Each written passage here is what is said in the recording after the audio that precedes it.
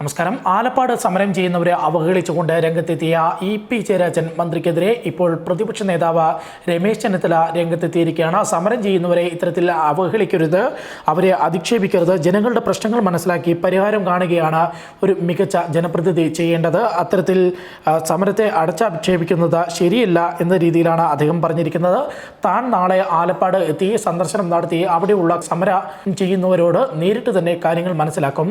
ആലപ്പാടുള്ള ദുരിതങ്ങൾ അനുഭവിക്കുന്നവരുമായി നേരിട്ട് സംസാരിച്ച ഒരു റിപ്പോർട്ട് തയ്യാറാക്കും എന്നും തരത്തിലുള്ള ഒരു പ്രതികരണമാണ് ഇപ്പോൾ രമേശ് ചെന്നിത്തലയുമായി ബന്ധപ്പെട്ട് നമുക്ക് അറിയാൻ സാധിക്കുന്നത്.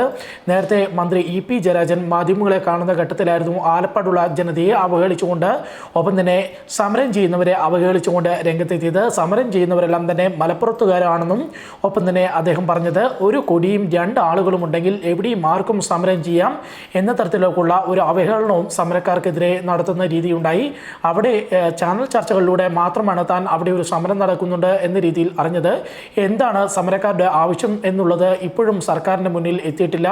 സർക്കാരിന് അക്കാര്യങ്ങളൊന്നും തന്നെ മനസ്സിലാക്കാൻ സാധിക്കുന്നില്ല. എന്തായാലും കമ്പനിയുടെ കരിമണൽ ഖനനം നിർത്തിക്കൊണ്ടുള്ള ഒരു ചർച്ചയ്ക്കും സർക്കാർ തയ്യാറല്ല എന്ന രീതിയിലുള്ള ഒരു പ്രതികരണമായിരുന്നു മന്ത്രി ഇ.പി. ജയരാജൻ നടത്തിയത്. ആ പ്രതികരണത്തിന് എതിരെയാണ് ഇപ്പോൾ രമേശ് ചെന്നിത്തല പ്രതിപക്ഷ നേതാവ് രംഗത്തെത്തിയിരിക്കുന്നത്. ഒപ്പം തന്നെ മന്ത്രി ഇ.പി. ജയരാജൻ ഇത്തരത്തിലുള്ള ഒരു പ്രതികരണം നടത്തിയെങ്കിലും തൊട്ടു പിന്നാലെ തന്നെ സമരത്തെ അനുകൂലിച്ചുകൊണ്ട് CPIയുടെ സംസ്ഥാന സെക്രട്ടറി കാനം രാജേന്ദ്രൻ രംഗത്തെത്തുന്ന ഒരു കാഴ്ചയും നമ്മൾ കണ്ടു.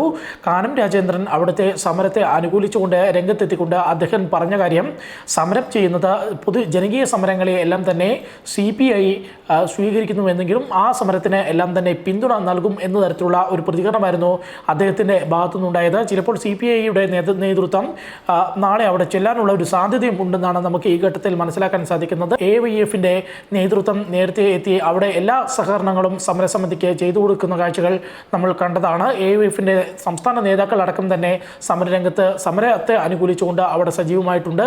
കരിമണൽ കൊള്ളക്കാർക്ക് വേണ്ടി സർക്കാർ സ്ഥാപനത്തെ തകർക്കാനുള്ള ശ്രമമാണ് ഇപ്പോൾ സമരത്തിൻ്റെ ഭാഗമായി അവിടെ നടക്കുന്നത് എന്ന തരത്തിലുള്ള ഒരു ആരോപണവും മന്ത്രി ഇ.പി. ജയരാജൻ നടത്തിയിരുന്നു. ഇതിന് തൊട്ട് പിന്നാലെ തന്നെയായിരുന്നു CPIയുടെ സംസ്ഥാന സെക്രട്ടറി രംഗത്തെത്തിയത്. അതിന് തൊട്ട് പിന്നാലെ ഇപ്പോൾ പ്രതിപക്ഷ നേതാവ് രമേശ് ചെന്നിത്തല ഇ.പി. ജയരാജൻ്റെ പ്രസ്താവനയ്ക്കെതിരെ രംഗത്തെത്തുന്ന നിലയിലേക്ക് കാര്യങ്ങൾ മാറി. ഒപ്പം തന്നെ കോൺഗ്രസ് UDF ഈ ഒരു സമരത്തെ പിന്തുണച്ചുകൊണ്ട് സമരം ഏറ്റെടുക്കാനുള്ള ഒരു സാധ്യതയിലേക്കാണ് കാര്യങ്ങൾ നീങ്ങുന്നതെന്നാണ് നമുക്ക് ഈ ഘട്ടത്തിൽ മനസ്സിലാക്കാൻ സാധിക്കുന്നത്. പ്രത്യേകിച്ച് UDFിലെ പ്രധാനപ്പെട്ട കക്ഷിയായിട്ടുള്ള കോൺഗ്രസ് നേതാക്കൾ തന്നെ സമരത്തെ അനുകൂലിച്ചുകൊണ്ട് രംഗത്തെത്തുക. തൊട്ടു പിന്നാലെ തന്നെ UDFിലെ പ്രധാനപ്പെട്ട കക്ഷിയായിട്ടുള്ള മുസ്ലിം ലീഗിൻ്റെ നേതാവ് PK കുഞ്ഞാലിക്കുട്ടി MP തന്നെ സമരത്തെ അനുകൂലിച്ചുകൊണ്ട് രംഗത്തെത്തുക. സമരക്കാർ ഉന്നയിക്കുന്ന കാര്യങ്ങളിൽ വസ്തുതയുണ്ട്, അവരെ പൂർണ്ണമായും തന്നെ സമരക്കാർ ഉന്നയിക്കുന്ന കാര്യങ്ങളെ തള്ളാൻ സാധിക്കില്ല തുടങ്ങിയ കാര്യങ്ങളായിരുന്നു കുഞ്ഞാലിക്കുട്ടി പറഞ്ഞത്. കുഞ്ഞാലിക്കുട്ടിയുടെ പ്രസ്താവനയ്ക്ക് ശേഷം ഇപ്പോൾ രമേശ് ചെന്നിത്തല തന്നെ ആലപ്പാട് സന്ദർശിക്കുമെന്ന് തീരുമാനമെടുത്തിരിക്കുന്നു. ആ ഒരു തീരുമാനത്തിൻ്റെ കൂടെ പശ്ചാത്തലത്തിൽ വരും ദിവസത്തിൽ